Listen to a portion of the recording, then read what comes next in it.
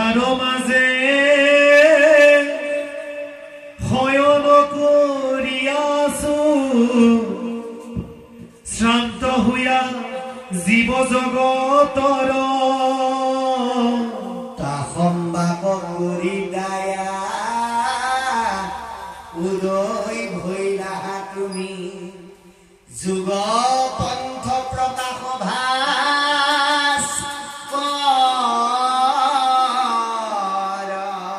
এ ৰাম এতেকে জানিলো মই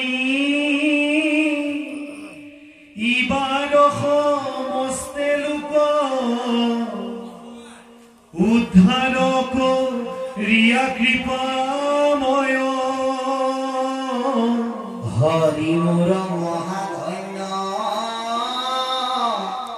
আছে অসংখ্যাত পুণ্য হেন প্ৰভু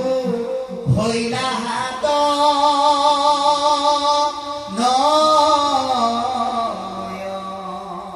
এ ৰাম মৈত্ৰেয় বুলন্ত এহি মাতৃৰ সুন্দৰ বাণী শুনি প্ৰভু কপিলয় ঈশ্বৰ কৃপায়ে পীড়িত হোৱা মাতিলন্ত প্ৰশংসিয়া কুশলক চিন্তিয়ালো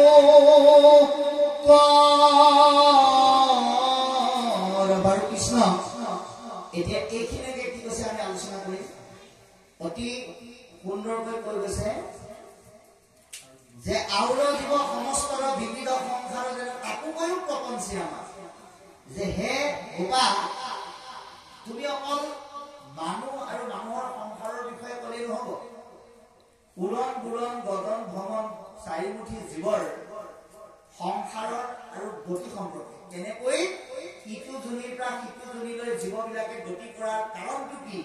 কোনটো কৰ্মৰ দ্বাৰা ভাল গতি কোনটো কৰ্মৰ দ্বাৰা বেয়া গতি বেয়া সজা লাভ কৰে এই বিষয়ে মোক তুমি বুজাই পেলাই কোৱা জীৱৰ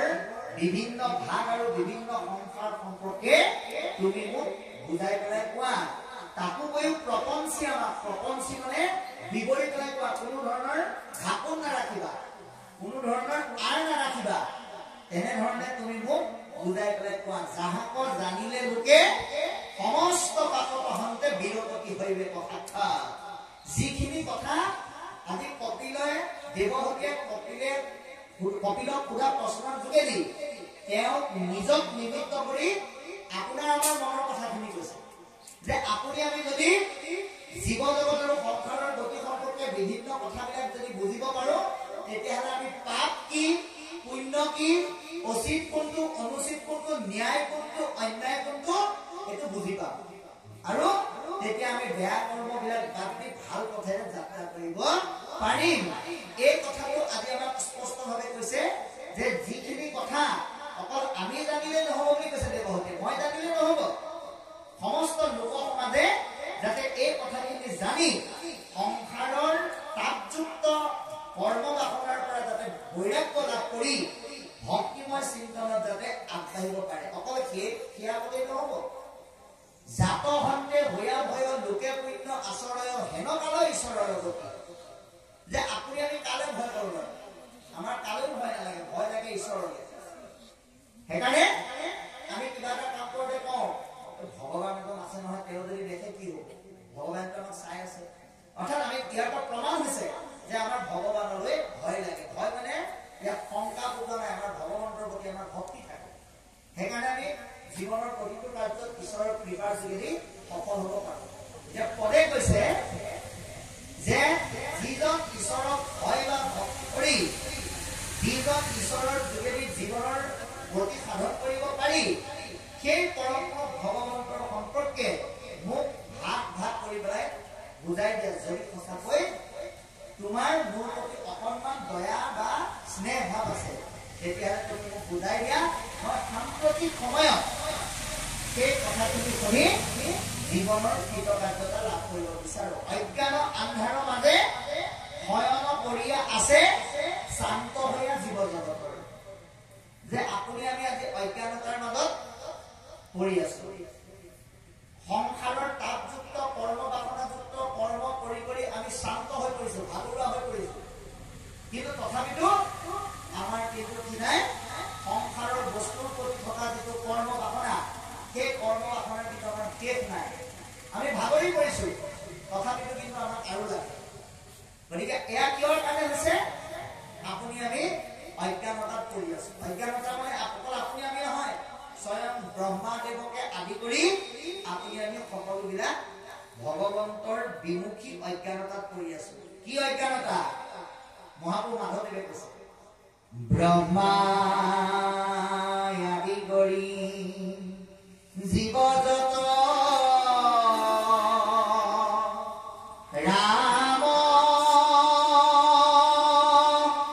ৰাম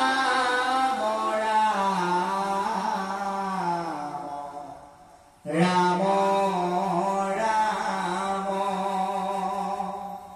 মায়া সজ্জা মাজে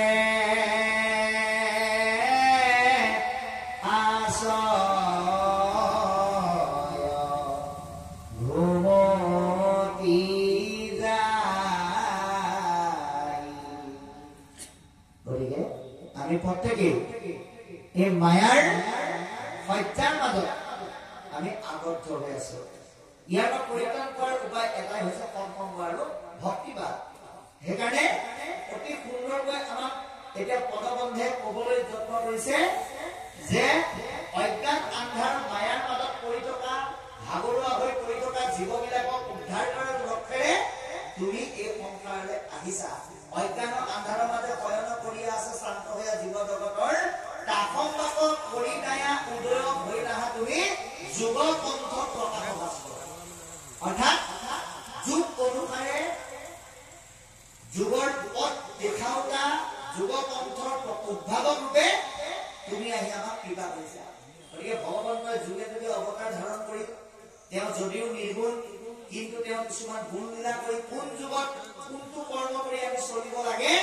সেই কথা স্পষ্টভাৱে বুজাই থৈ গৈছে ঈশ্বৰৰ বিভিন্ন অৱতাৰ ধাৰণ কৰি গুণ লীলাৰ যোগেদি বুজাই যোৱাৰ উপৰিও শংকৰ মাধৱ ৰূপে কলিত অৱতৰিত হৈ তেৰা সমস্তই আমাক বুজাই থৈ গৈছে মহাপুৰুষ মাধৱদেৱে কাকো নিৰ্দেশ দিয়া নাই কাকো ধমকি দিয়া নাই কাকো জোৰ কৰা নাই আপুনি কৰিব আপোনাৰ উপকাৰ হ'ব কিন্তু আপোনাৰ কাৰণে তেওঁ নম্ৰভাৱে হাত জোৰ কৰি পেলাই কৈছে কি বুলি মিনতি সনা বুলু সৰ্বদন কুনিও শাস্ত্ৰৰ মৰ্ম আপোনাকো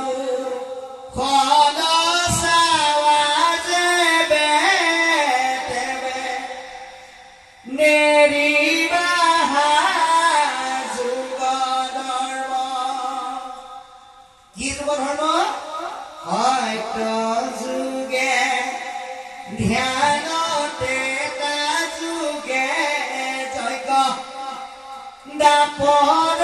যুগত পূজা কৰিত হৰিৰ কীৰ্তন বিনাই আউৰা কিকে দুজা এতিয়া আপোনালোকে চাওক আমি কলিকালৰ লোকসকলৰ এনেকুৱা ধৰ্মতে কৃপা কৰিছে কলি যুগত জন্মগ্ৰহণ কৰিলেও কিন্তু আমি চাৰিটা যুগক আমি কলি যুগতে দেখা পাওঁ কেনেকে পাম চাব এৰা আনদেৱে যজ্ঞ হন্তে যেবে মনচলি যাই জানিবাহা ভৈৰা তাৰ ত্ৰেতাৰ উদয় আপুনি কলিযুগতে আছে কলিযুগত থাকিও আপুনি যদি নাম তত্ত্ব যদি যজ্ঞ কৰিবলৈ মন যায় আপোনাৰ কাৰণে কিন্তু সেয়া ত্ৰেতা যুগ তাৰপিছত এই ৰাম তন্তে বন্তে পূজা আদি কৰিবা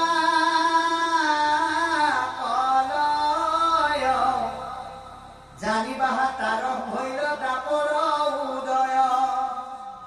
কলিতে আছে থাকিও যদি অন্য ধৰণৰ দেৱ দেৱতা পূজা কৰাৰ কথা ভাবিবলৈ মন গৈছে কৰিবলৈ মন গৈছে তেওঁ কলিত থাকিলে তেওঁ কিন্তু দাপৰ যুগৰ সন্ধিক্ষণত আছে আৰু সত্য প্ৰাক মুহূৰ্তত কলি কেতিয়া আহে যেতিক্ষণে মন যাই পাব হন্তে তলি